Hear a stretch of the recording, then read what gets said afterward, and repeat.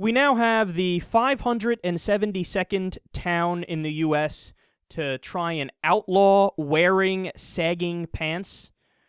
I love this story. The city council in Pikeville, Tennessee, unanimously, it's amazing, unanimously, everybody said, yeah, let's pass the law banning pants from being more than 3 inches below the hips. How amazing is that? They'll actually fucking break out a ruler. They'll break out a ruler and be like, well, nope, 3.5 inches. Sorry, fella, we're going to have to write you a ticket. Is this really the country we want to live in? I mean, you want to talk about anti-freedom. Whether you like or dislike people wearing their pants low, that's not even the question here. The question is, do you want to live in a country where it's against the law for somebody to do something with their fashion that you might not like? Now, similar laws were passed in several towns in Georgia and Mississippi, and Alabama lawmakers passed a bill in 2012 that applied only to Montgomery County. Funny how it's all southern, formerly incredibly racist Jim Crow states that are saying, we're against pants low, we're going to make that illegal. They say, quote, there is evidence that indicates that wearing sagging pants is injurious to the health of the wearer as it causes improper gait. Shut the fuck up. Shut the fuck up. So the penalty is going to be a fine between $25 and $50. This is one of the most ridiculous laws I've ever seen in my life. I mean, look, again, it all comes back to the idea of, oh, you don't like it. Okay, look the fuck away. Mind your business. You don't have to like everything everybody does. You don't have to like all the fashion trends. You don't have to like everybody's attitude. But that doesn't mean you make it illegal. That doesn't mean you fine somebody. And here's an interesting point to make about this. And I'm not kidding about this either. Like, I don't like it when people wear their pants really low. Like, I'm not a fan of it. Not that my opinion fucking matters one way or the other. But here's what I don't like even more. You ever seen old people wear their fucking pants up to just below their nipples? You know what I'm talking about. I see it all the time. I'm sure you see it all the time, right?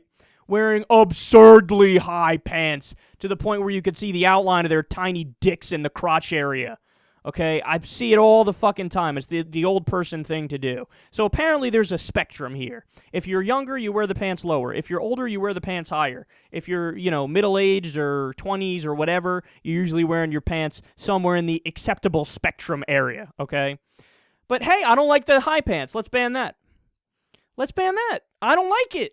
Hey, if you pass a law that said you don't like the low pants, so you ban it, so I want to ban the high pants. And again, you said, because it's lewd, you might see an ass crack or something. Well, like I just said, depending on the person, if they wear the pants high enough and they're fucking tight enough, as oftentimes they are, you might see the outline of a small little wrinkly cock. So that's lewd too. Ban that. Ban that.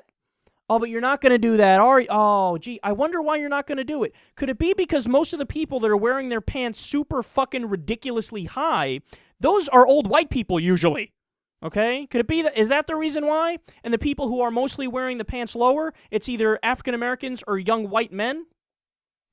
Is that why? Is that why you're against? I can't figure out, man. Let me look at the states one more time. Georgia, Mississippi, and Alabama, and Tennessee. Do those states have a history with race? I can't really figure it out. Look, the whole purpose is to criminalize people who they don't like. Okay? And we all know that what they're trying to do here is criminalize the idea of the black people and black culture specifically. Like the idea of hip-hop culture. They hate it. They hate it, so they want to criminalize it. The same way, by the way, that if you look at how history unfolded when it comes to drug laws, a lot of the drug laws originated from racism. I mean, the perfect example is opium. The Chinese people who were building the railroads, they had opium dens, and they would smoke opium here, just like they did in China, and just as part of their culture, right? And the white men were afraid that their daughters would go into the opium den, and they would like the opium, and they'd end up having sex with the Chinese men. So you ban opium. That's where, that's the origins of the law that banned opium. And the same thing happened with marijuana. It's mostly the black community and the Hispanic community. And they banned it because they wanted to criminalize those communities and have a reason to put them in jail. And we're seeing the same thing here. This is the same kind of thing that we're dealing with. And look, again, it's just a matter of if you claim you're in favor of small government, like all the Republicans are in the majority Republican states, you can never be in favor of a law like this. It would drive you crazy that we're flat out limiting freedom of expression. That's what this is, point blank, period. You're flat out limiting freedom of expression.